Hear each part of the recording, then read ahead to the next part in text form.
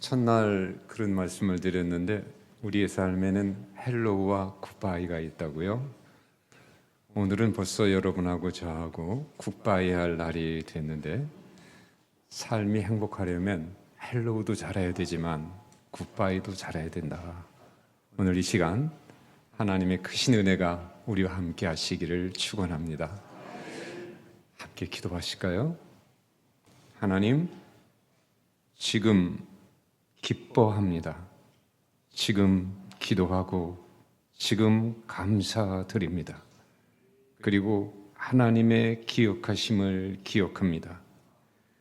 추운 날 사모하며 여기까지 나온 발걸음마다 추운 것만큼 뜨거운 은혜를 내려 주시옵소서. 여기 주님의 은혜를 감사하며 드린 예물의 손길들이 있습니다.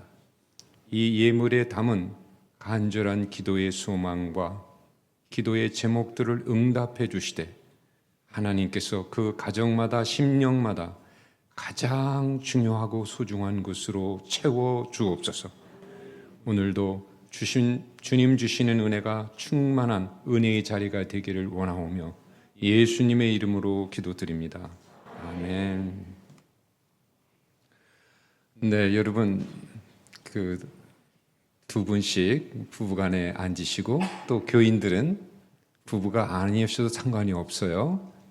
교우끼리 둘씩 앉아주시면 되는데 움직여 주셔서 감사를 드립니다. 저는 오늘 말과 부부의 행복, 말과 가족의 행복, 더 나아가서 말과 교우들의 행복에 대한 얘기를 하려고 합니다. 말이 우리들의 삶과 행복에 어떤 영향을 미치는가, 우리가 행복하려면 어떤 말들을 해야 하는가, 이런 이야기가 되겠습니다. 여러분, 이 말에는 힘이 있습니다. 말에는 파워가 있어요. 어떤 힘이 있는가? 생명을 살리는 힘이 있어요. 그런데 반대로요, 생명을 죽이는 나쁜 힘도 말 속에 있습니다.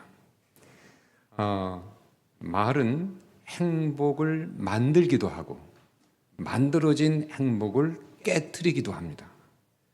즉, 말에는 긍정적인 말과 부정적인 말이 있죠. 긍정적인 말, 좋은 말을 들으면 살 맛이 납니다. 그리고 힘이 솟아나죠. 희망이 솟구치고 두 사람의 관계가 좋아집니다. 가령 아내가 남편에게 이런 말을 들었다고 가정해 보십시오. 여보, 내가 무슨 복이 있길래 당신 같은 여성을 만났을까? 아무리 생각해도 하나님의 은혜야. 나는 다시 태어난다 해도 당신과 결혼할 거야. 나에겐 여자란 당신밖에 없어. 이런 말을 혹시 들으셨나요? 그런 말을 들었다면 마음이 얼마나 흐뭇하고 흡족한 느낌이 들겠습니까?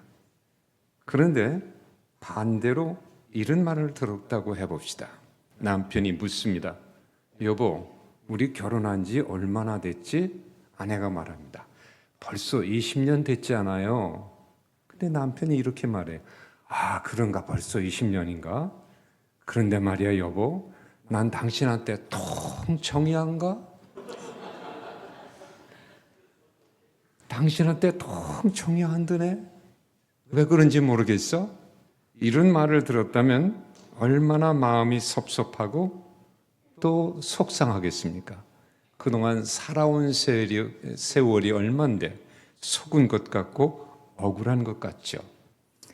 좋은 말, 긍정적인 말을 들으면 살 맛이 나고 생명이 살아나고 희망이 솟구칩니다. 그러나 부정적인 말, 나쁜 말을 들으면 낙심이 되고 내 마음속에 불행감이 느껴지게 되는 거죠. 오늘 봉독해 주신 에베소서 4장 29절에 이렇게 기록되어 있습니다. 무릇 더러운 말은 너희 입 밖에도 내지 말고 오직 덕을 세우는데 소용되는 대로 선한 말을 하여 듣는 자들에게 은혜를 끼치게 하라. 이 말씀에 보면요, 말에는 크게 두 종류의 말이 있다는 걸 알 수가 있습니다. 하나는 더러운 말이에요. 생명을 죽이는 말이죠. 상처를 입히고 힘을 뺏어가는 말입니다. 관계를 깨트리고 불행을 느끼게 하는 말입니다. 이런 말은 해서는 안 될 말이죠. 그래서 오늘 어떻게 기록되어 있습니까? 입 밖에도 내지 말라. 이렇게 되어 있습니다. 또 하나는 덕이 되고 선한 말이에요. 이거는 생명을 살려내는 말입니다. 상처를 싸매주는 말이에요.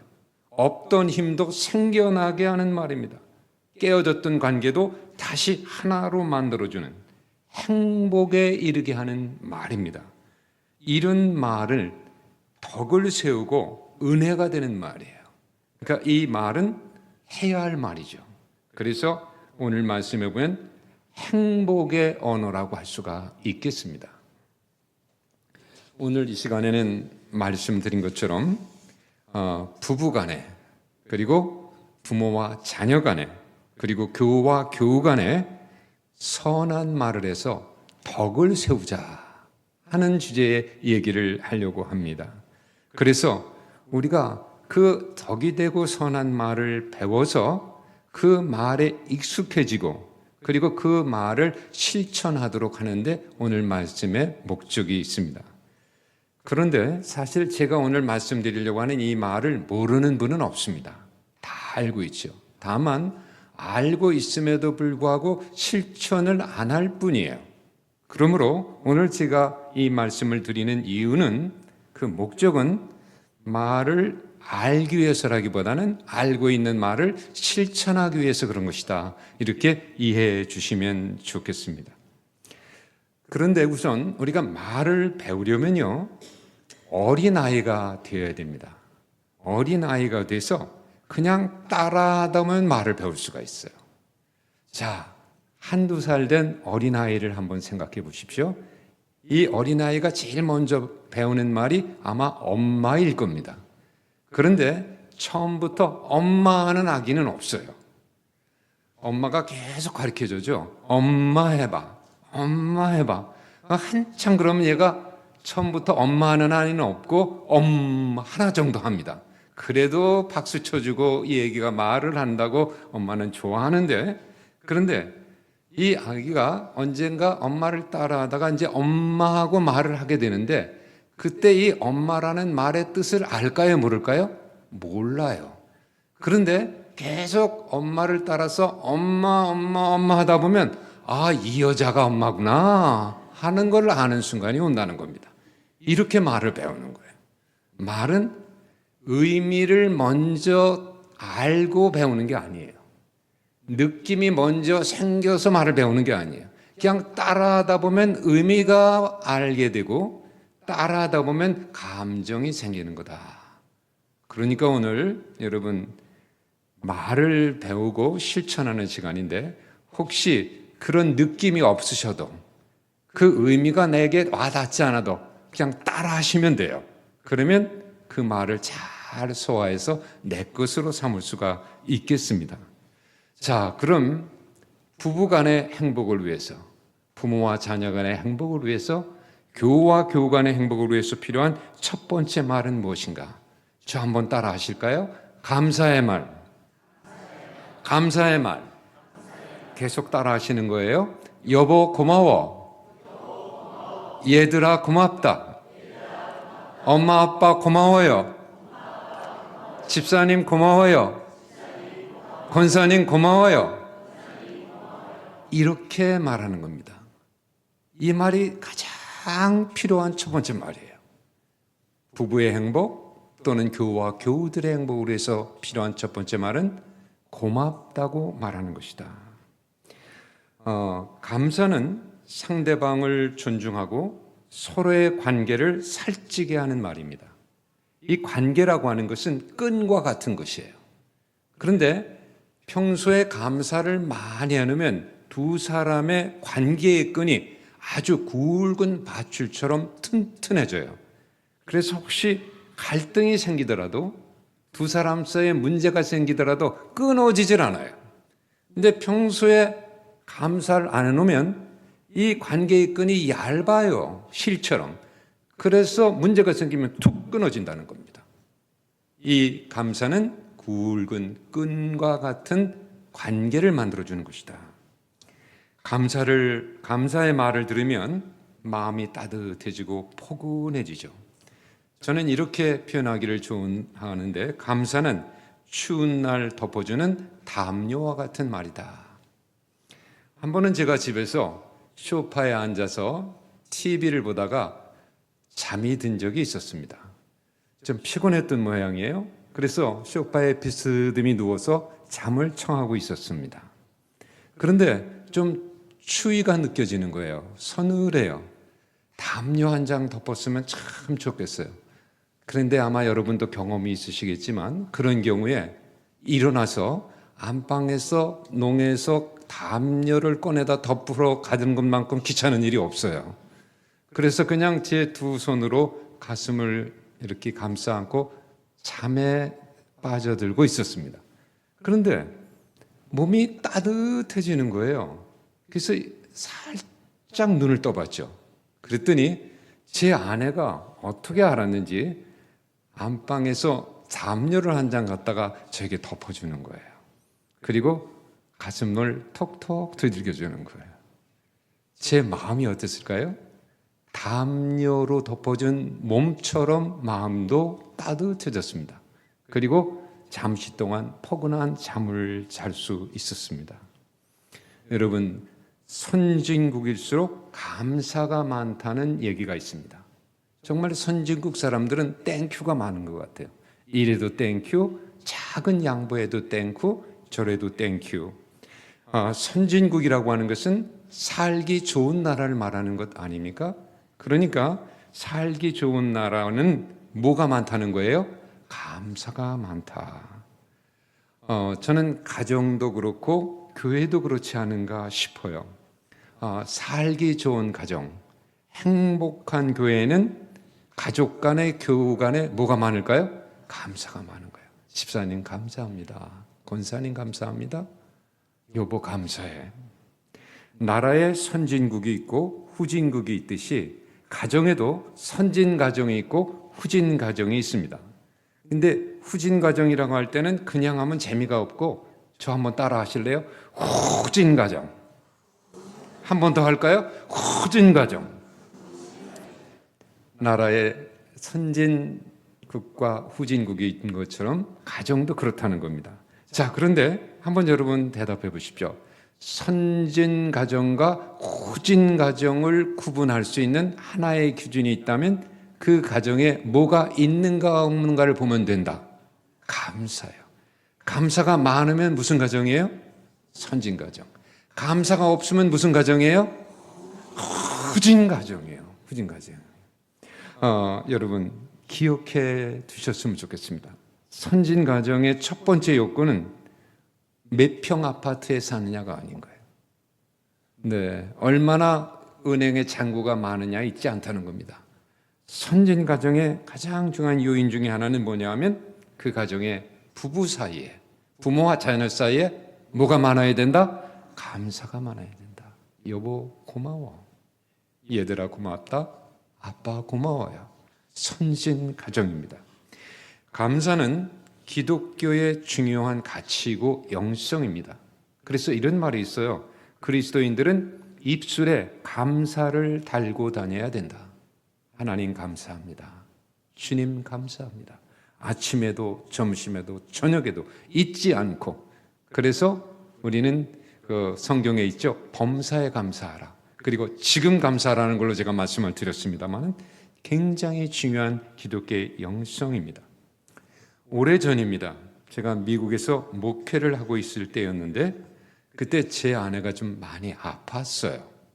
어느 날 가슴에 혹이 생겨서 병원에 가서 검진을 받았는데 유방암 진단을 받은 겁니다. 충격이었죠. 제 아내는 더 충격이었겠습니다만 저도 충격이었습니다. 오랜 동안 투병 생활을 했어요. 한 번 받기도 어려운 수술을 2번이나 받았습니다. 제거 수술이죠. 그리고 방사선 치료를 또 한동안 받고 그것도 부족해서 항암 주사. 그러니까 3가지 치료를 다 받은 거예요. 얼마나 고생을 했는지 모릅니다. 한 번 주사를 맞고 오면 너무 힘들어했는데 음식을 못 먹는 거예요. 토하기도 하고, 그리고 어느 순간 침대에 누워 있다가 막 화장실로 기어가요. 그리고 물을 내려요. 왜? 토하려고. 음식을 받아들이질 못하는 겁니다. 그런데 머리를 감다 보면 한 움큼씩 빠져요. 얼마 있지 않아서 머리가 다 빠졌습니다. 이거 여성들에게는 굉장한 또 스트레스가 되는 일이죠. 그런데 제 아내는 그때 혼자서 그 고통을 견뎌내야만 했습니다. 저는 아침이 되면 출근을 하고, 아들아이는 그때 고등학교를 다녔는데 학교에 갔고, 우리 3 식구뿐인데, 그리고 제 아내는 혼자서 집에 있으면서 투병 생활을 해야 했습니다. 당시 한국에 계시는 부모님에게 알리지도 못했어요. 너무 걱정하실까 봐. 그리고 우리끼리 알고 그렇게 투병 시간을 가졌습니다. 너무 딱해 보였어요. 그래서 교회로 제가 출근하면서 함께 가기로 했습니다. 교회 내 사무실에 가면 책상 앞에 소파가 있는데 거기 누워있는 걸 내 눈으로 확인하는 것이 그래도 조금은 안심은 됐기 때문입니다. 저희 집에서 교회까지 운전해서 한 30분 거리의 시간이 걸렸는데 어느 날이었습니다. 제 아내를 옆에 태우고 제가 운전을 하고 가고 있었죠. 근데 저도 아무 말이 없었고 제 아내도 아무 말이 없었습니다. 근데 한참 운전을 하고 가는데 갑자기 제 콧잔등이 좀 찡해지면서 제 가슴 밑바닥에서부터 감사한 마음이 올라오는 거예요. 감사한 마음이 막 올라와요. 무엇이 감사했을까? 비록 몸이 연약하고 매우 아팠지만 내가 고개를 돌리면 바라볼 수 있는 아내의 얼굴이 있다는 게 감사하더라고요. 이런 생각이 들었어요. 내가 내 옆에 내 아내가 있을 거라고 생각하고 고개를 돌렸는데 그 자리가 비어 있다고 생각이 되면 그때 밀려오는 외로움과 허전함을 내가 어떻게 견딜 수 있을까? 그리고 비록 아팠지만 내가 뭐라고 말을 하면 고개를 끄덕여주는 아내의 움직임이 있는 것. 그리고 비록 아프지만 내가 손을 내밀면 따뜻한 몸뚱어리를 만질 수 있는 아내가 옆자리에 있는 것. 그것이 너무나 감사하더라고요. 가슴이 뭉클해지면서 내 속에서 눈물이 흘러요. 그래서 기도했습니다. 하나님 감사합니다. 비록 제 아내가 아프지만 이렇게 제 옆에 아직 생존할 수 있게 해주신 것이 너무 감사합니다.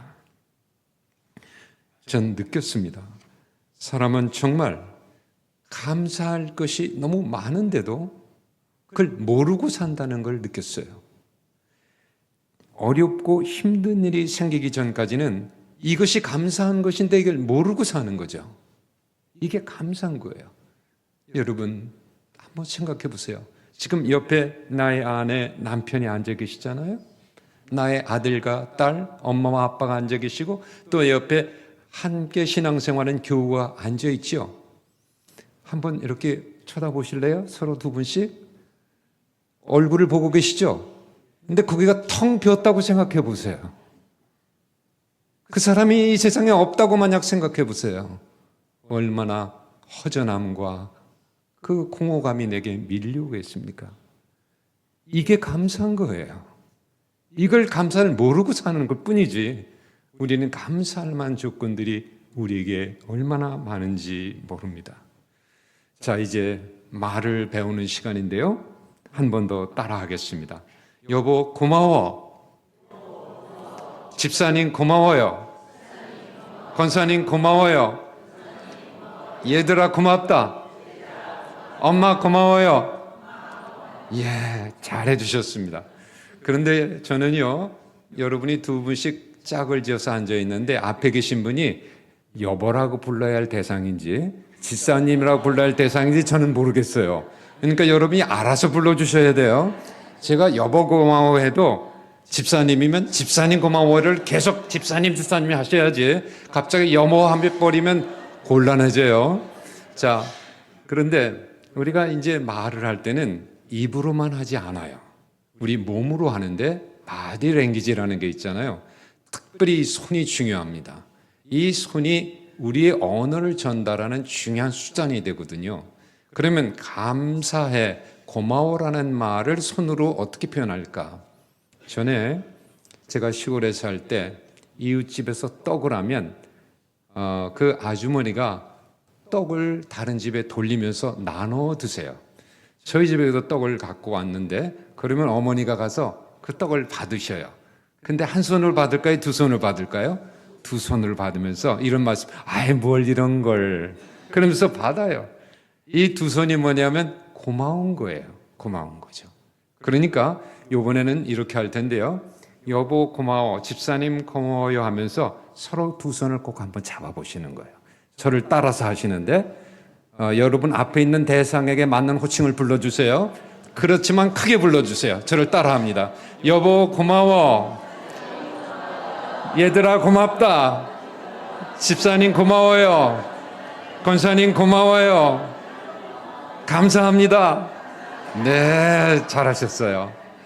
아주 이렇게 잘 호응해 주시니까 너무 제가 신이 납니다. 자, 이 시간에는 이런 시간을 잠깐 갖겠는데요. 부부면 부부 간에, 부모와 자녀면 부모와 자녀 간에, 교우면 교우 간에 서로 고마운 것 한 가지씩을 얘기하는 겁니다. 그동안 살면서 고마운 것이 여러 가지 있을 수도 있잖아요. 근데 그 중에서 한 가지나 생각나면 두세 가지도 괜찮아요. 그래서 고마운 것을 적어도 한 가지씩 이상은 얘기해 주시는데 아무리 생각해도 고마운 것이 없다. 그러면 이런 말씀해 주세요. 내 짝이 되어줘서 고맙다. 그렇잖아요. 자, 그래서 두 분이 딱 1분간만 시간 드릴 거예요. 뭐가 고마운지 한 가지씩만 얘기를 주고받아 보세요. 자, 시작해 보시기 바랍니다.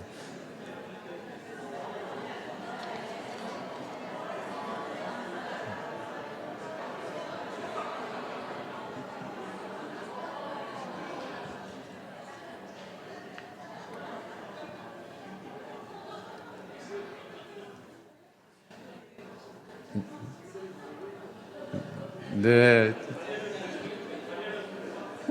제가 시간은 길게 안 드릴 거예요. 고마운 것도 없는데 말할 것도 없는데 자, 이제 부부 간에 그리고 부모와 자녀 간에 교우와 교우 간의 행복을 위해서 필요한 두 번째 말은 무엇인가? 저를 따라하는 겁니다. 사과의 말. 사과의 말. 계속 따라합니다. 여보 미안해. 얘들아 미안하다. 아빠 미안해요. 집사님 미안해요. 권사님 미안해요. 예, 이렇게 말하는 것이 행복으로 가는 데 필요한 두 번째 언어입니다. 미안해라고 말하는 것은 나의 잘못과 실수를 어떻게 하는 걸까요? 인정하고 시인하는 것입니다. 그러므로 그것은 결코 나약한 행동이 아니에요. 부끄러운 행동이 아닙니다. 정직하고 용기 있는 행동이에요. 영적으로 신앙적으로 말한다면 회개에 해당되는 행동이죠. 회개는 하나님께서 기뻐하시는 행동입니다. 하나님은 상한 심령으로 하나님께 나가서 자복하는 자, 회개하는 자를 기뻐 받으신다고 했죠. 그런데 이 회개에는 두 종류가 있습니다. 하나는 하나님께 나가서 하는 회개가 있고요. 또 하나는 내가 잘못한 그 사람 앞에 가서 하는 회개가 있어요. 여러분 어떤 것이 더 어려울 것 같아요? 예, 저도 그래요. 사람 앞에 가서 미안하고 죄송하고 잘못했다고 말하는 게 더 어려워요. 그런데 진짜 회개는 어려운 걸 해야 되는 거죠. 물론 하나님께 가서 회개도 해야 되지만 내가 다른 사람에게 상처를 주고 그분에게 고통을 줬다면 그분에게 직접 찾아가서 용서를 구하는 것이 진정한 회개의 변화된 모습이 아니겠습니까? 자, 부부간에 여보 미안해라고 말하면, 교우와 교우 간에 집사님 미안해라고 말하면 깨어졌던 관계, 이렇게 금이 갔던 관계가 다시 회복되고 멀어졌던 관계가 다시 가까워지게 됩니다. 한마디로 치유가 발생하는 거죠. 치유가 일어나는 거예요. 그러므로 미안해라는 말보다 더 좋은 치유의 효과적인 약은 없어요. 미안해라고 말을 진심으로 하면 두 사람 사이의 관계가 다 회복되기 때문입니다. 여보 미안해, 집사님 미안해라고 하는 말은 두 사람을 달라붙게 하는 풀과 같은 말이에요. 접착제, 풀과 같은 말이다.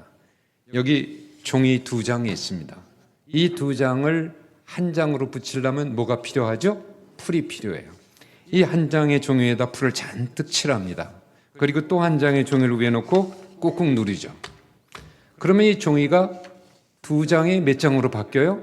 한 장으로 바뀌어요. 이 종이를 공중으로 날린다면 한 장으로 날아갑니다. 2장을 한 장으로 만든 거죠. 뭐가 그렇게 해줬습니까?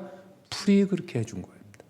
여보 미안해라고 말하면 남편은 이제 이쪽에 있고 아내는 저쪽에 있었던 사이가 같이 하나가 된다는 겁니다. 교우가 서로 마음이 상할 수가 있죠. 그러나 집사님 미안해라고 말하면 멀어졌던 두 교우와 교우가 하나로 다시 손을 잡게 된다는 것입니다. 부부간에 전혀 싸우지 않는 부분은 없는 것 같아요. 조금은 의견 충돌이 있고 다툴 수도 있죠. 그런데 싸웠다, 다퉜다, 안 다퉜다 하는 것보다 더 중요한 것은 다툰 다음에 그 말을 했는가 안 했는가가 더 중요한 거예요. 그 말이 뭡니까? 여보 미안해 말, 그 말이죠. 그 말을 했는가 안 했는가 하는 것이 매우 중요하다.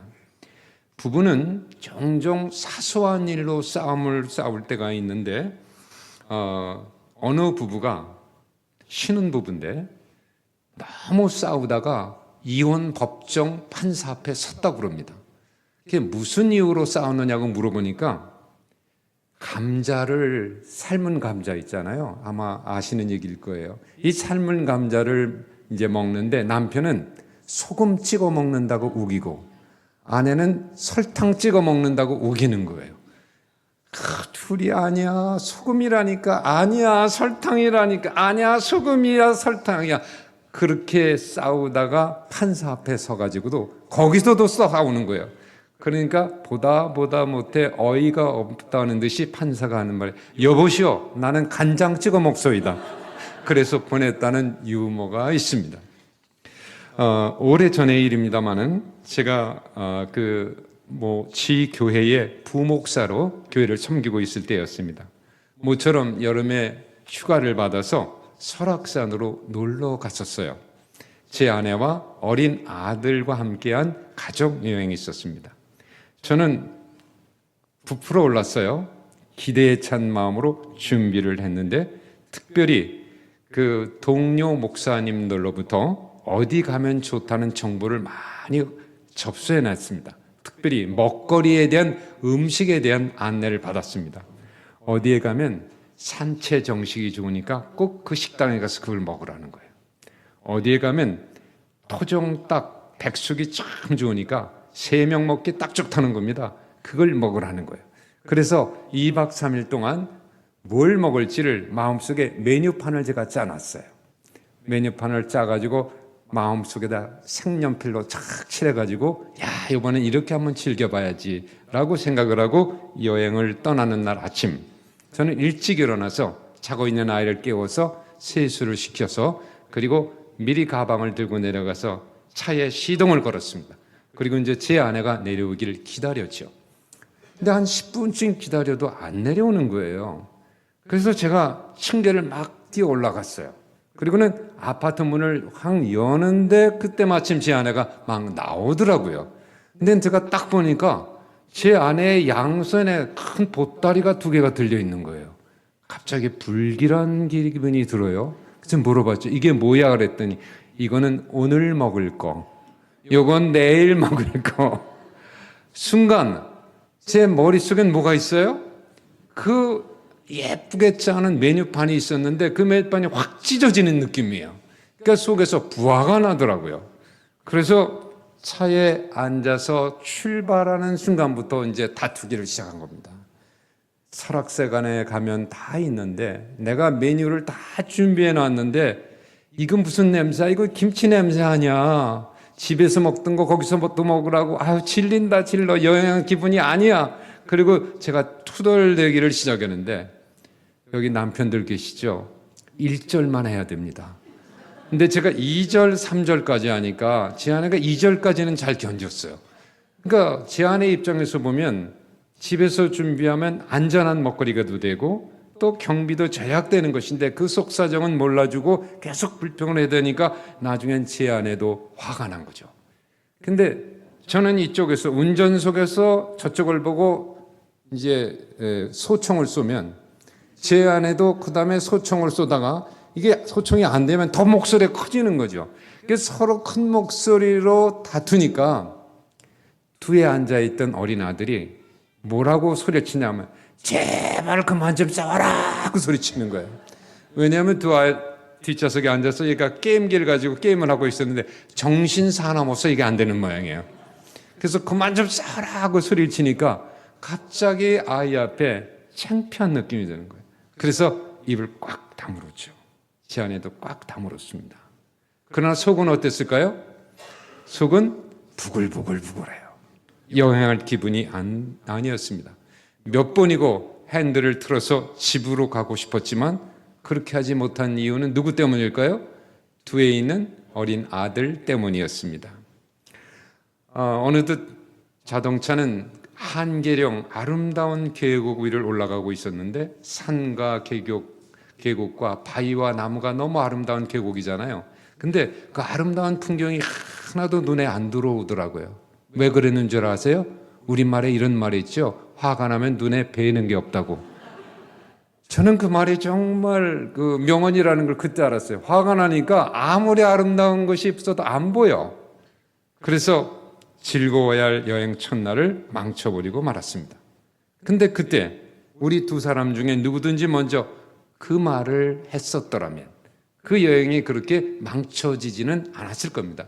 그 말이 무슨 말이었을까요? 여보, 미안해라는 말이죠. 제 얼굴을 보세요. 만약 제 아내가 여보 미안해, 당신 그런 계획도 있는 줄도 모르고 이렇게 말했다면 제 얼굴이 계속해서 화를 낼 얼굴처럼 생겼습니까? 저 그렇게 도끼가 있진 않아요. 제가 미안하다고 또 말했을 거고 제가 먼저 얘기했어도 제 아내가 그렇게 화답했을 텐데 그 말을 서로 못했습니다. 여러분, 누구나 다 리더가 되고 지도자가 될 수 있는 것은 아닙니다. 리더가 될 수 있는, 지도자가 될 수 있는 요건을 갖춰야 되는 거죠. 그런데 시대에 따라서 지도자의 요건에 변천이 있어 왔습니다. 변화가 있어 왔다는 거죠. 육체 노동이 강조되던 부르칼라 시대, 이 부르칼라 시대에는 노동 지수가 높아야 지도자가 될 수 있었습니다. 힘이 좋아야 되는 거죠. 꽃갱이를 둘러매고 찹을 들고 나를 따르라. 그래서 그 꽃갱이질을 잘하고 땅을 잘 파고 이런 노동을 잘하는 사람이 그 당시에는 그 지도자가 될 수 있었습니다. 그런데 정신노동이 강조되는 화이트 칼라 시대, 이 시대에는 노동 지수만 높아서는 지도자가 될 수 없습니다. 뭐가 높아야 되는가 하면 지능 지수, IQ가 좀 높아야 돼요. 그래서 공부도 잘해야 되지만 새로운 것도 만들어내고 또 머리가 좋아야 지도자가 될 수 있었죠. 그래서 이 공부하는 것이 굉장히 중요한 지도자에게 필요한 요건으로 인정되어 왔습니다.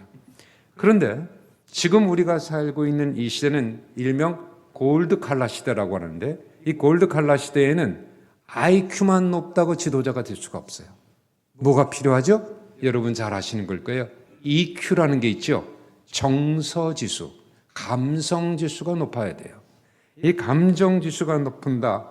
왜 그런가 하면 이제 인간의 머리가 하던 부분을 컴퓨터가 많이 대신해주고 있어요.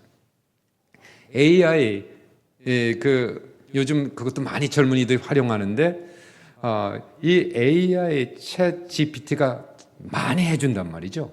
그러니까 현대에는 이런 머리만 좋은 것 가지고도 지도자가 안 되는 거예요. 감성지수 EQ가 높아야 된다. EQ가 높다는 건 뭘 말하는 걸까?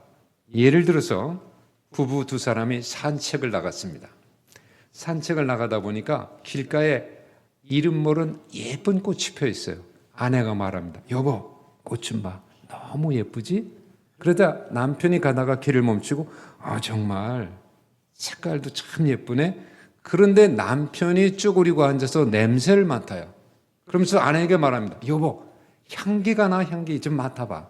이렇게 반응했다면 이 남편은 EQ가 높은 사람일까요? 낮은 사람일까요? 높은 사람이에요. 그런데 반대로 아내가 여보, 이 꽃 좀 봐. 너무 예쁘지? 근데 남편이 아내 얼굴 쳐다보면 이 사람 정신 나갔네. 시간 없어. 지금 몇 시인데 빨리 가. 이렇게 하면 이 사람은 지금 EQ가 부족한 거예요. 지금 이 시대는요, 여보, 빨리 가. 이런 사람을 찾는 게 아니고 그 사람의 마음의 상태와 같이 마음을 맞춰줄 수 있는, 공감해 줄 수 있는 그런 사람의 지도자를 찾는 겁니다.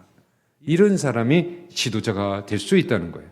그런데 다가오는 시대, 이미 시작됐다고도 볼 수 있는데 이런 다가오는 시대를 다이아몬드 칼라 시대라고 그래요. 골드 칼라에서 이제 다이아몬드 칼라로 바뀌었는데 이 시대에는 EQ, IQ만 가지고도 지도자가 안 된다는 거예요. 뭐가 필요하나? 변화지수라는 게 있습니다. 변화지수. CQ라고 말하는데 이 CQ가 높아야 리더가 될 수 있다는 겁니다. 이 변화지수란 뭐냐? 자신의 잘못과 실수를 얼마나 빨리 인정하고 행동을 고치는가의 능력이에요. 나의 잘못을 빨리 인정하고 시인하고 그걸 고치는 사람은 CQ가 높은 사람이에요. 근데 자기가 잘못을 해놓고도 그걸 인정도 안 해. 부정해. 그리고 고치지도 않아. CQ가 낮은 사람이에요. 이런 사람은 존경을 받지 못해요. 그런 사람은 지도자가 될 수 없다는 겁니다. 정치인이든 경제이든 사회적으로 저명한 인사든 이제는 정말 변화지수가 높은 사람들을 찾고 있는 거예요. 그 사람을 우리는 신뢰하게 되기 때문이죠. 이런 변화지수가 높은 사람, 이 변화지수는 다른 말로 하면 회개라고 말할 수 있는 거죠. 우리 기독교에서 매우 강조했던 정신적인 가치, 정말 자기의 잘못을 시인할 수 있는 회개의 마음, 이런 마음을 가진 사람이 지도자가 될 수 있습니다. 따라서 부부간에 서로 갈등이 생겼잖아요. 근데 여보 미안해, 이 말을 누가 먼저 하느냐에 따라서 그 사람이 지도자인 거죠. 교우간에도 마찬가지예요. 권사님 정말 미안해요. 사실 이 사람이 그 지도자로서의 품성을 갖고 있는 것이라고 볼 수 있다는 말씀입니다. 자, 이제 두 번째 말을 배우는 시간인데요. 또 한번 따라하는 거죠. 이제 큰 소리로, 이번에는 저를 보고 한번 따라해 보십시오. 여보 미안해. 얘들아 미안하다. 엄마 미안해요. 집사님 미안해요. 권사님 미안해요. 예. 근데 이번에는 이제 두 분이 마주보고 하실 텐데 두 분에게도 여보 무조건 하면 안 되죠. 자, 두 분이 한번 보시는데 아까 말씀드렸죠. 우리가 말을 할 때는 입으로만 하지 않고 손으로도 한다. 감사의 마음을 표현할 때는 어떻게 했죠? 두 손을 잡는 거예요. 그러면 미안하다는 말을 손으로 표현할 때는 어떻게 하면 좋은가? 이렇게 하면 아주 좋은데요. 여러분 오른손을 가슴에 얹어 보실래요? 여기를 얹고 말할 때마다 이걸 이렇게 살짝 내 가슴을 두드리면서 고개를 숙이는 겁니다. 여보 미안해. 권사님 미안해요. 이렇게 하는 겁니다. 그럴 때 그 미안하다는 것의 진정성이 이 몸에 담길 수가 있어요. 자, 그래서 이번에 두 분이 마주보고 하시는데 제가 부르는 언어와 관계없이 상대방에게 맞는 호칭을 불러주세요. 그러나 크게 한번 해주시기 바랍니다. 저를 따라합니다. 여보 미안해. 집사님 미안해요. 권사님 미안해요. 얘들아 미안하다. 엄마 미안해요. 예, 좋습니다. 좋습니다. 여러분이 요거 이제 바디 랭귀지라고도 그러잖아요. 그 사인이에요. 이렇게 하는 것은 미안해를 표시하는 사인이다. 이렇게 생각해 주시면 좋을 것 같습니다. 자, 이제 두 분 사이에 서로 마주 보시고 잠깐 얘기하는 시간을 드릴 텐데 무슨 얘기냐? 그동안 살면서 미안한 게 있어요, 없어요? 있을 거예요. 없는 사람도 아마 있을지 모르겠는데 그분은 무슨 말을 해야 할지 제가 가르쳐 줄게요. 자, 두 분 사이에 미안한 게 뭔가 있을 거예요. 그때 약속을 못 지킨 것도 미안하고 상대방에게 얻어먹기만 하고 못 사준 것도 미안하고 교회 봉사할 때 그때 내가 빠진 것도 미안할 수도 있고 부부간에도 그렇고 부모와 자녀간에도 그럴 수 있습니다. 뭐든지 생각나는 건 미안한 것 한 가지씩만 얘기해 주시는데 아무리 생각해도 생각이 안 난다. 그럼 이렇게 말해 주세요. 여보, 생각이 안 나서 미안해. 사람은 말이죠. 내가 상처받고 섭섭한 일은 다 기억해. 근데 내가 상대방을 섭섭하게 한 건 다 잊어버려. 그러니까 미안하다고 말해야 되는 거예요. 자, 그래서 딱 1분간만 또 시간을 드리겠습니다. 미안한 것 한 가지나 두 가지씩만 얘기해 주시기 바랍니다. 자, 시작해 보실까요?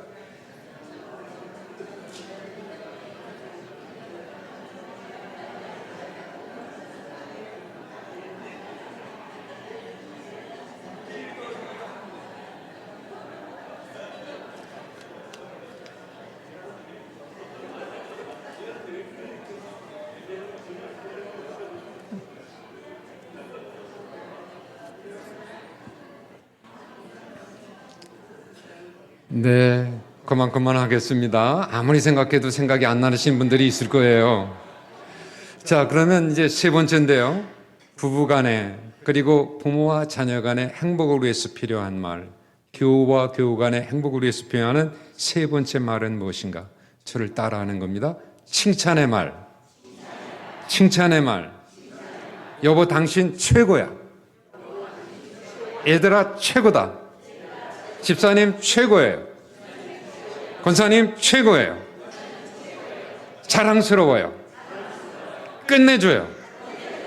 짱이에요. 따봉이에요. 이렇게 얘기하는 겁니다. 칭찬은 상대방을 세워주고 높여주는 말이죠. 그러므로 칭찬을 받으면 기분이 좋아져요. 그리고 또 나를 칭찬해주는 사람을 내가 좋아하게 돼요. 따라서 칭찬은 대인관계에서 좋은 관계를 유지하는데 없어서는 안 되는 말이다. 이렇게 말씀드릴 수가 있겠습니다. 그런데 이 칭찬은 상대방이 가지고 있는 장점, 강점, 잘한 것, 긍정적인 것에 집중할 때 가능한 겁니다. 사람은 누구나 장점과 단점이 있죠. 강점과 약점이 있습니다. 그런데 단점을 보면 칭찬이 안 나와요. 장점을 봐야 칭찬이 나오게 되는 겁니다. 칭찬과 단점은 코드가 안 맞아요. 근데 모든 사람들은 장점과 단점을 가지고 있기 때문에 장점을 보려는 태도를 가져야 칭찬할 수 있다. 이렇게 말할 수가 있겠습니다. 영국 속담에 이런 말이 있다고 그럽니다. 처녀 총각들이여 두 눈을 크게 뜨고 살아라. 그러나 결혼한 부부들이요 한 눈은 감고 한 눈만 뜨고 살아라. 뭘 보는 눈은 감으라는 걸까요? 단점. 뭐를 보는 눈만 뜨라는 걸까요? 장점. 결혼 전에는 내 배우자를 만나기 위해서는 그 사람의 단점, 또 장점을 다 봐야 된다는 거죠. 그래서 두 눈을 다 뜨고 살아야 되지만 일단 결혼을 했다면 단점이 없는 사람은 없어. 그러니까 그걸 보려고 하지 말고 한 눈은 감고 장점만 보는 눈만 뜨고 살라는 겁니다. 그러면 부부의 행복이 더 향상될 거다 하는 것이 신사의 나라 영국의 속담입니다. 칭찬의 말에는 어떤 능력이 있습니다. 무슨 능력이 있는가 하면 상대방을 변화시키는 능력이 있어요. 그것도 긍정적으로 변화시켜요. 그래서 그거를 심리학에서는 긍정적 강화라고 말합니다. 칭찬을 해주면 긍정적인 쪽으로 상대방이 계속 변화되고 성장해 갈 수 있다는 거예요. 아마 여러분도 이 책을 읽어보신 분이 있을 거예요. 이런 책이 있었죠. 칭찬은 고래도 춤추게 한다. 벌써 오래된 책입니다마는 베스트셀러 순위에 올라 있어서 저도 그 책을 사서 읽어본 적이 있었습니다. 근데 그 책에 보면 이런 얘기가 나와요. 3톤이나 되는 거대한 고래, 범고래라고 그러는데 이 큰 고래가 그 수면 위에 3m 높이에 쳐놓은 밧줄을 뛰어넘는 거예요. 점프해서 뛰어넘는 겁니다. 근데 그 모습이 장관인 거죠. 그 큰 범고래가 물을 차고 뛰어오르는데 물이 촥 튀기잖아요. 그리고 물속으로 떨어지면서 들어갈 때 물이 튀기는데 그걸 보는 사람들, 관중이 박수를 치면서 환호합니다. 그 모습이 아주 장관인 거죠. 그런데 이 범고래는 이렇게 점프를 할 수 있는 성질을 갖고 있는 동물이 아니랍니다. 돌고래하고는 다르대요. 그냥 등만 살짝 보이고 헤엄을 치고 다니는 정도의 그 동물인데 어떻게 그 3m나 되는 높은 밧줄을 뛰어넘는 동물로 바뀌었을까? 뭐 때문이라는 걸까요? 칭찬 때문이라는 겁니다. 구체적으로 칭찬은 뭐냐? 그 범고래가 좋아하는 먹이, 생선을 주는 거예요. 그리고 그 범고래의 아랫배가 하얀 부분이 있는데 거기를 긁어준답니다. 거기 긁어주는 걸 그렇게 좋아한대요. 근데 남편들도요, 아내가 여기 긁어주면 좋아하실 거예요, 아마. 여기를 이렇게 긁어주면서 그 범고래를 칭찬을 해준다고 하는데 조련사들의 이야기에 따르면 이렇게 훈련시킨다고 합니다. 이 우리가 지금 모여있는 이 공간보다 더 큰 수족관에다가 바닷물을 꽉 채우는 거예요. 그리고는 거기에 범고래를 집어넣습니다. 그럼 이 범고래가 거기를 헤엄을 치며 다니죠. 등만 살짝 보이면서. 그때에 조련사 두 분이 그 잠수복을 입고 물속에 잠수를 한답니다. 한 사람은 저쪽에서 한 사람은 이쪽에서. 그리고 두 사람이 긴 밧줄을 팽팽하게 당기면서 물속으로 들어간대요. 그러면 그 범고래가 어떤 때는 이 밧줄 아래로 지나가고 어떤 때는 밧줄 위로도 지나가면서 헤엄을 치겠죠. 그런데 밧줄 아래로 지나갈 때는 아무 반응도 하지 않고 그냥 둔대요. 다만 그 범고래가 밧줄 위로 지나갈 때 뭐를 줄까요? 생선을 주는 거예요. 배를 긁어주는 거예요. 그러면 이 범고래도 어느 정도의 지능이 있기 때문에 이 밧줄과 먹이 생선과의 관계를 아는 순간이 온다는 겁니다. 그러면 훈련은 다 됐다는 거예요. 그 다음부터는 뭐만 위로 올리면 될까요? 밧줄만 위로 올리면 됩니다. 처음에는 수중에서 1m, 2m, 3m, 나중에는 수중 밖에 1m, 2m, 3m까지 올려놨는데 그걸 뛰어넘는 겁니다. 뭘 기대하고? 그 생선, 먹이를 기대하고 그 칭찬을 기대하고 이 범고래가 점프를 하는 거예요.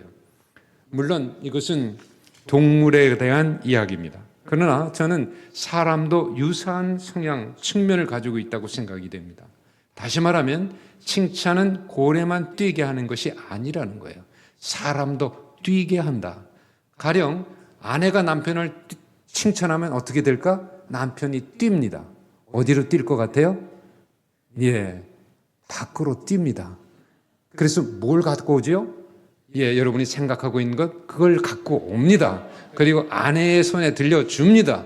그러면서도 신납니다. 왜? 그 칭찬이 너무 좋은 거예요. 그게 에너지가 되고 힘이 되는 거죠. 사실 집에서 아내에게 칭찬을 받는 남편과 아내에게 늘 뭐라고 그러죠? 하여간 이렇게 쿠살이나 그러나? 하여간 그런 말을 많이 듣는 남편은 밖에서 달라요. 기가 죽습니다. 남편을 칭찬을 해주면 남편이 밖에서 신나게 뜁니다. 그리고 그 보상은 아내에게 오는 거예요.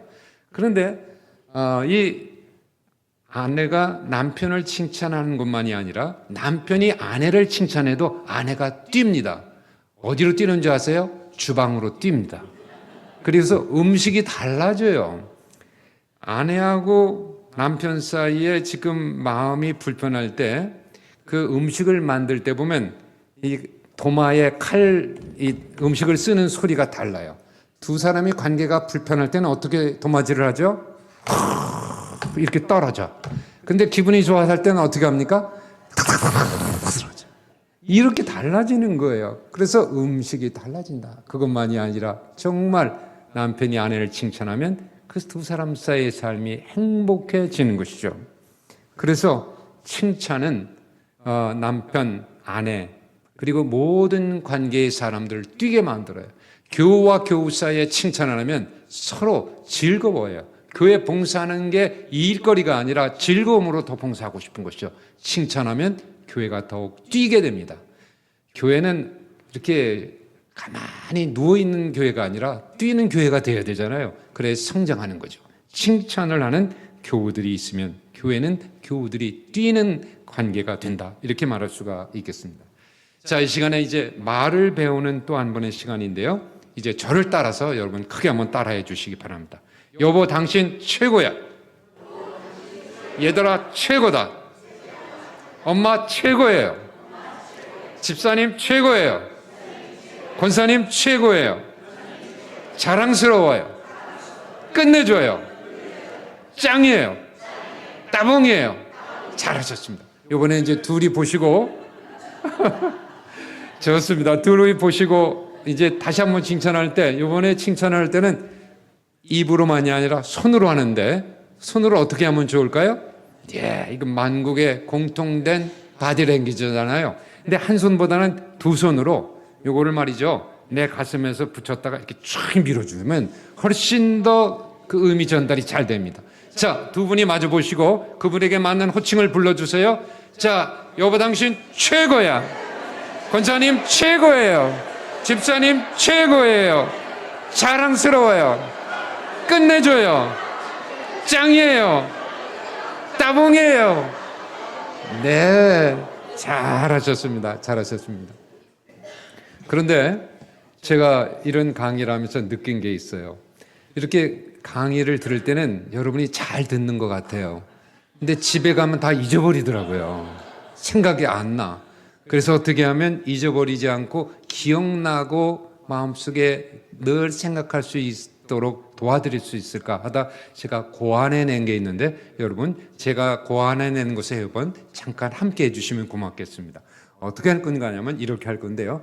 두 분이 지금 서로 짝이 되어 있죠. 부부간에 교우간에 짝이 되어 있는데, 짝이 된 상태에서 여러분 왼쪽에 있는 분이 일단 먼저 오른쪽에 있는 분에게 칭찬을 해주는 거예요. 그러니까 집사님 최고예요. 짱이에요. 끝내줘요. 이러는 거예요. 그러면 그 칭찬을 받은 오른쪽에 앉으신 분은 그 자리에서 뛰는 겁니다.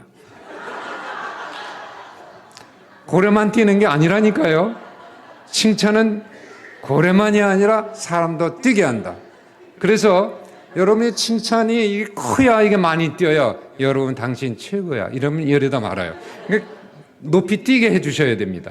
아시겠죠? 자, 그러니까 왼쪽에 앉아 계신 분이 오른쪽에 계신 분에게 먼저 하는 겁니다. 자, 두 분이 마주 보시고요. 입으로 저를 따라서 크게 한번 해주는 겁니다.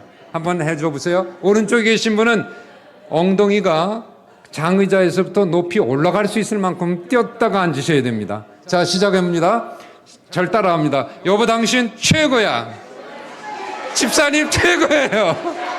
자랑스러워요. 짱이에요. 따봉이에요. 끝내줘요. 짱이에요. 아, 잘하셨어요. 박수 한번 해주세요.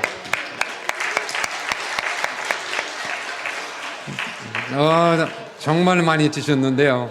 앞에 장로님이 정말 많이 뛰시는데, 예. 자, 이제 내가 받았으니까 돌려줘야지요. 이번에는 오른쪽에 앉아 계신 분이 왼쪽에 계신 분에게 칭찬의 말을 주시는데, 왼쪽에 계신 분 앞에 계신 분보다 더 많이 뛰세요. 그래야 더 부부간에 그간에 행복이 크게 느껴질 테니까요. 자, 두 분이 마주 보시고 오른쪽에 계신 분이 크게 저를 따라서 합니다. 자, 시작합니다. 여보, 당신 최고야. 집사님 최고예요. 권사님 최고예요. 자랑스러워요. 끝내줘요. 짱이에요. 따봉이에요. 예, 좋습니다. 박수 한번 해주시기 바랍니다. 자, 이 정도 하면 안 잊어버리시겠죠? 여러분 집에 가시면 오늘은 너무 늦었을 것이고, 뭐 내일이든 언제든 아이들 앉혀놓고 이 칭찬에 관한 말씀하신 다음에 아이들에게 한번 해줘보세요. 영철아 최고야. 뛰어. 영희야 최고야. 뛰어. 이 칭찬은 정말 사람의 마음을 즐겁게 해주고 뛰게 만드는 에너지가 있는 말이다. 이렇게 말할 수가 있겠습니다. 자, 이제 두 분이 마주 보시고 서로 칭찬의 말을 한 가지나 두 가지만 해주시는데 아무리 생각해도 칭찬할 게 없다. 그럼 이렇게 해보세요. 여보, 당신 새끼손가락이 참 가늘고 예쁘다. 이렇게 해주시면 됩니다. 그러니까 뭐든지 찾아내셔야 돼요. 찾아내셔서 칭찬해 주는데 한 가지나 두 가지씩만 얘기를 해 주시기 바랍니다. 권사님과 권사님끼리도 권사님이 입고 계신 옷 색깔이 참 예쁘네요. 어떤 것이 좋아요? 작은 거라도 찾아서 칭찬의 말을 한 가지나 두 가지씩 해보시기 바랍니다. 자, 시작해 볼까요?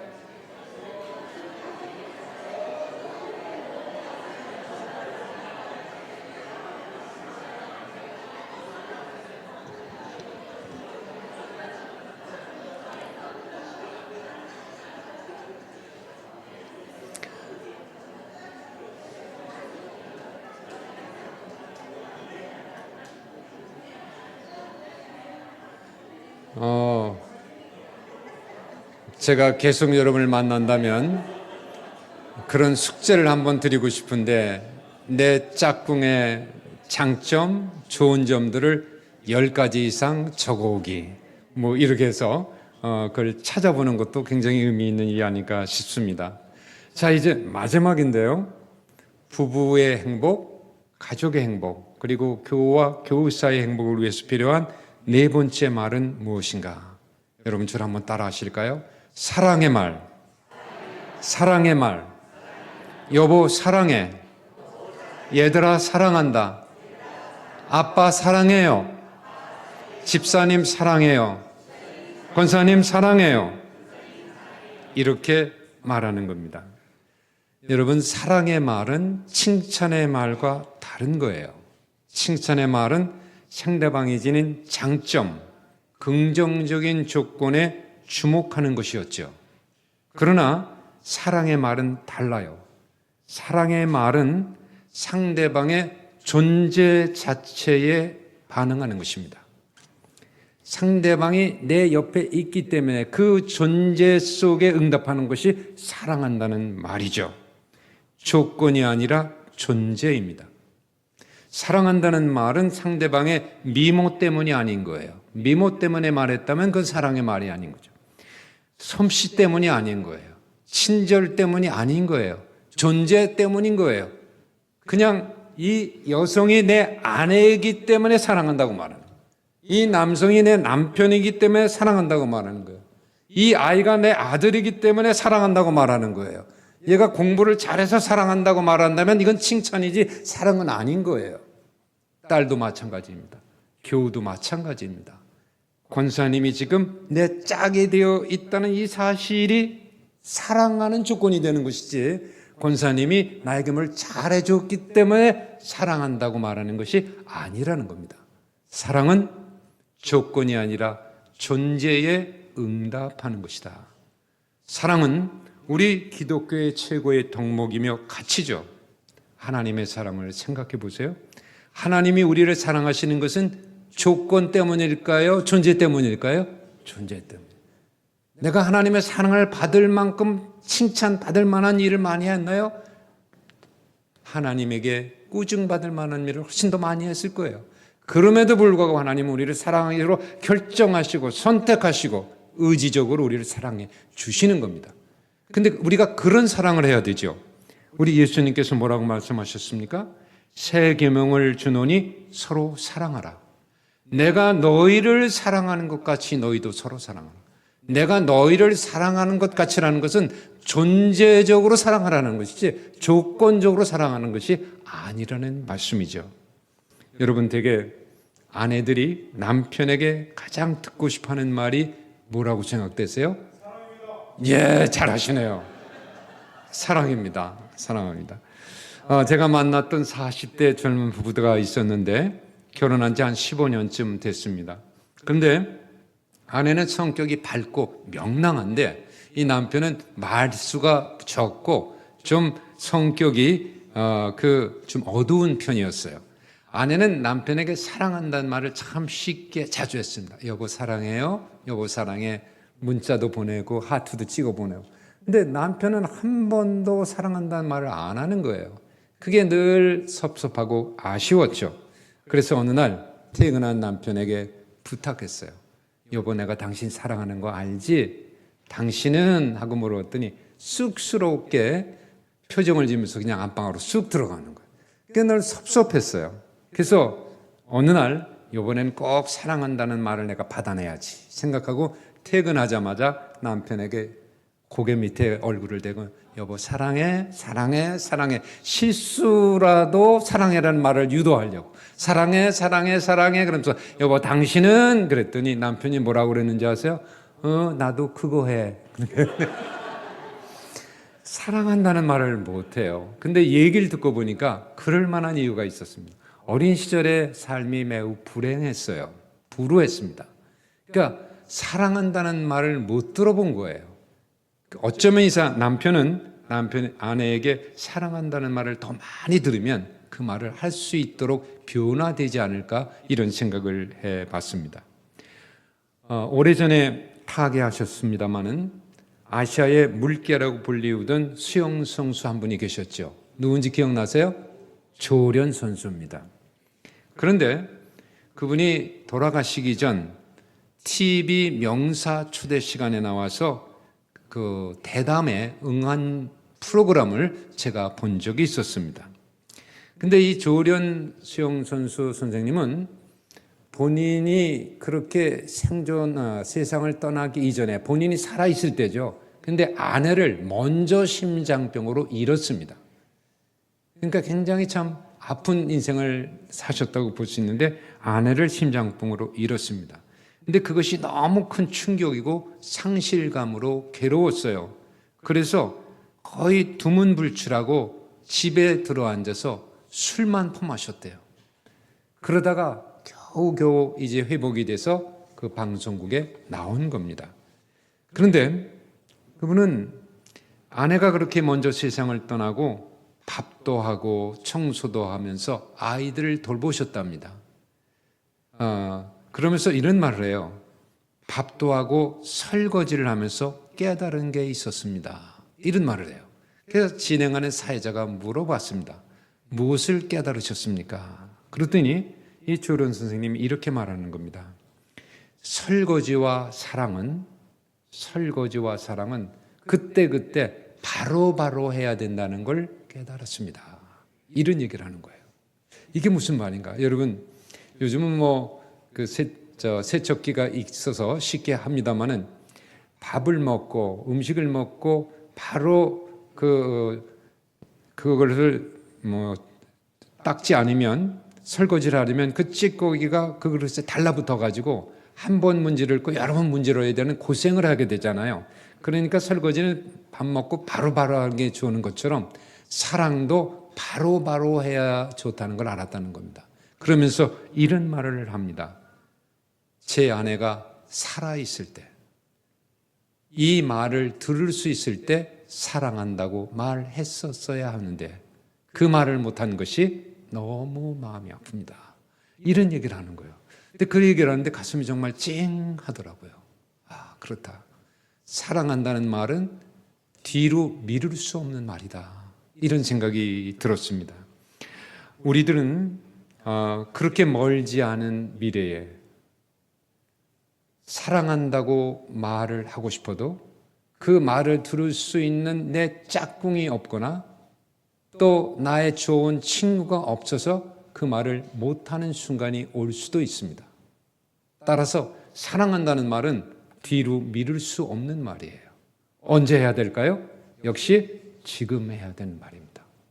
내일로, 모레로 미룰 수 없이 지금 해야 되는 말이 사랑한다는 말이다.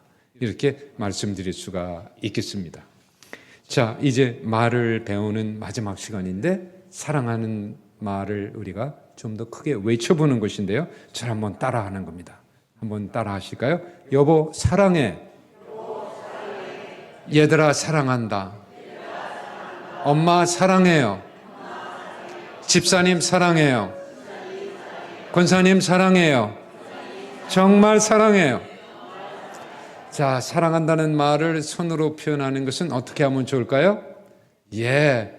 여기 우리나라는 다양하죠. 요것도 있고, 이것도 있고, 또 하트도 있고, 요즘은 뭐 이런 것도 있고, 또 어떤 분은 심장 여기다 대고 이렇게 하는 분도 있어요. 여러분 어떤 것도 좋으니까 자, 두 분이 마주보고 한번 크게 사랑한다는 말씀을 전해주시기 바랍니다. 저를 따라서 크게 합니다. 여보 사랑해. 집사님 사랑해요. 권사님 사랑해요. 얘들아 사랑한다. 사랑해요. 장로님 사랑해요. 목사님 사랑해요. 네, 좋습니다. 오늘 저는 이 네 가지의 말을 했는데 말을 입으로만이 아니라 손으로 하는 사인도 알려드렸죠. 기억나세요? 예, 여보 또는 집사님 고마워요는 어떻게 하라고 그랬죠? 손을 잡고 한번 제가 할 때마다 몸으로만 해보세요. 예, 집사님 고마워요. 예, 또 그다음 미안하는 것은 권사님 미안해요. 미안해요. 권사님 미안해요. 권사님 최고예요. 최고예요. 집사님 사랑해요. 집사님 사랑해요. 여러분 이 네 가지의 그 손으로 하는 언어, 이 사인을 여러분들은 서로 공유해 두시면 좋겠어요. 그 사인이 무엇을 의미하는지를 알고 계시면 좋겠다는 겁니다. 그럼 매우 편리할 때가 있어요. 교회에서 만났을 때 김 집사님은 여기 계시고 박 집사님이 저기서 들어오시잖아요. 그러면 그때 고마운 것이 생각나면 권사님 그럼 더 전달되는 거예요. 아, 고맙다는 것이 전달돼요. 집사님 이건 많이 하죠. 이것도 하죠. 그 다음에 미안한 것도 있잖아요. 미안하다는 말하기가 쑥스러울 때도 있는데 집사님 그래서 여러분이 이 사인, 손으로 할 수 있는 바디 랭귀지를 많이 활용하시면 교우 간에도 더 행복하고 또 이제 남편이 아내에게 미안하다는 말을 하기가 좀 쑥스러울 때도 있는데 퇴근하면서 여보 그걸 또 아내는 알아듣는 거죠. 제가 일하고 있는 치유상담연구원 또 치유상담 대학원 대학교에서는 영성치유수련이라는 프로그램을 하고 있습니다. 우리 그 목사님도 옛날에 거기 다녀오신 경험이 있으신데 그런데 요즘에는 그런 프로그램이 좀 바뀌었습니다만은 그 마지막 날 밤, 둘째 날 밤인데 그 밤 저녁에 항상 하는 프로그램이 있었습니다. 그게 뭐냐면 유서를 작성하는 시간이었어요. 그때가 되면 불을 좀 희미하게 줄여놓고 백지를 한 장씩 나눠주고 그 다음에 거기에 유서를 작성하도록 시간을 드립니다. 조용하게 음악을 틀어드리고 내 인생을 이제 마무리한다고 생각하고 예를 들면 내가 곧 세상을 떠날 거라고 생각하고 유서를 작성해보는 시간입니다. 그런데 저는 궁금한 게 있었습니다. 사람들은 유서를 누구에게 남기는 것일까? 누구에게 남기고 싶어하는 것일까 하는 것이 궁금했고 또 하나는 남긴다면 어떤 말들을 가장 많이 남길까가 궁금했습니다. 저는 그 유서들을 다 이렇게 수합해서 볼 수 있는 기회가 있었는데 첫 번째, 저는 유서를 누구에게 남기는가에 있어서 거의 다 공통적으로 확인한 게 있었습니다. 누구에게 남겼을까요? 다 가족에게 남겼습니다. 아내나 남편이나 아이들에게 유서를 남겨요. 저는 이웃집 아저씨에게 유서 남기는 사람 하나도 못 봤어요. 사돈의 팔촌에게 유서 남기는 사람 하나도 못 알았어요. 제가 느낀 것은 죽음이라고 하는 그 순간에 사람의 마음속에 가장 기억나는 사람은 가족이구나 하는 걸 알았습니다. 두 번째, 그 유속에 어떤 말들을 가장 많이 남길까? 어떤 말일 것 같아요? 예, 오늘 우리가 했던 말이에요. 여보 고마웠어. 여보 미안해. 그리고 여보 사랑해. 그리고 당신은 나에게 최고였어. 얘들아 사랑한다. 고맙다. 이 말을 거기에 공통점으로 많이 남긴다는 걸 알았습니다. 그러니까 평소에는 서로 사랑한다는 말을 안 하는 것 같아도 고맙다는 말을 안 하고 사는 것 같아도 그 마음속에 중심 속에는 그 말이 있었다는 거예요. 그래서 죽음이라는 그 마지막 순간에 그 말을 꺼내놓는 걸 알았습니다. 그런데 저는 이 시간에 어떤 말씀을 드리고 싶으냐 하면 왜 그 소중하고 그 귀한 말을 꼭 죽음이라고는 죽음 앞에서 유서에 남기냐 이거예요. 그 말을 들을 수 있는 사람이 옆에 있을 때 직접 해야 되지 않겠느냐는 얘기입니다. 그 사람이 내 얘기를 들을 수 있대. 그 순간 이 말을 하는 것이 우리에겐 필요하다. 이 말씀을 드리면서 이제 오늘 제 이야기와 말씀을 끝내려고 하는데 두 분이 한번 마주 보실까요? 자, 다시 한번 이 네 마디를 주고받는데요. 자, 부부 사이에는 여보라고 불러주시고 그 사이에는 집사님, 권사님이라고 불러주시고 부모와 자녀 사이에는 아들아, 딸아, 엄마 이렇게 불러주시면서 이 네 가지의 말을 해보는 겁니다. 자, 두 분이 한번 해보실까요? 여보 고마워. 네. 얘들아 미안해. 집사님 최고예요. 권사님 사랑해요. 네. 오늘은 이 네 마디를 기억하고 가시는 겁니다. 다시 한번 크게 따라 하실까요? 고마워요. 미안해요. 최고예요. 사랑해요. 다시 한번 합니다. 고마워요. 미안해요. 최고예요. 사랑해요. 이 네 마디를 마음속에 기억해 두신다면 지금보다 더 행복한 부부, 행복한 부모와 자녀, 행복한 교우들이 되실 것입니다. 기도하겠습니다. 하나님, 하나님의 크신 사랑과 은혜를 감사드립니다. 오늘 우리들에게 덕이 되고 선한 말을 하게 하셨사오니 이제 우리 입술에서 나오는 말이 서로의 관계를 파괴하는 말이 아니라 생명을 살리는 귀한 말 되게 하여 주옵소서. 고맙다는 말과 미안하다는 말, 최고라는 말과 사랑한다는 말이 늘 우리에게 익숙해지게 도와 주시옵소서. 그래서 더 행복한 부부, 행복한 부모와 자녀, 행복한 교우와 교우가 되게 하여 주시옵소서. 예수님의 이름으로 기도드리옵나이다. 아멘.